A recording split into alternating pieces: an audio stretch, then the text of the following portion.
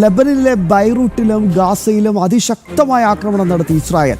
ലബനനിലെ Hezbollah ശക്തി കേന്ദ്രങ്ങളിലാണ് ആക്രമണം നടത്തിയത്. ഹിസ്ബുള്ളയുടെ റദ്വാൻ സേനാ കേന്ദ്രത്തിൽ നടന്ന ആക്രമണത്തിൽ ഒരു കമാൻഡർ കൊല്ലപ്പെട്ടു. ഗാസയിൽ നടന്ന ആക്രമണത്തിൽ ഹമാസ് ഭീകരനും കൊല്ലപ്പെട്ടു.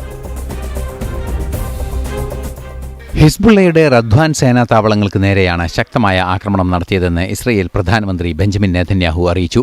കഴിഞ്ഞ ദിവസം റദ്വാൻ സേന ഇസ്രയേൽ പ്രതിരോധ സംവിധാനങ്ങൾക്ക് നേരെ ആക്രമണം നടത്തിയിരുന്നു. ഏപ്രിൽ 16 വെടിനിർത്തൽ പ്രഖ്യാപിച്ച ശേഷം ആദ്യമായാണ് ലെബനനിൽ ആക്രമണം നടക്കുന്നത്. ഹിസ്ബുള്ളയുടെ റദ്വാൻ സേനാ കേന്ദ്രത്തിൽ നടന്ന ആക്രമണത്തിൽ റദ്വാൻ സേനാ കമാൻഡർ കൊല്ലപ്പെട്ടു. ലെബനൻ അതിർത്തിയിൽ ബഫർ സോൺ രൂപീകരിക്കുന്ന നീക്കങ്ങൾ ഇസ്രയേൽ ശക്തമാക്കുന്നതിനിടെയാണ് ആക്രമണം. ഗാസയിൽ ഇസ്രയേൽ നടത്തിയ ആക്രമണത്തിൽ ഹമാസ് നേതാവിന്റെ മകനെ ഗുരുതര പരിക്കേറ്റു.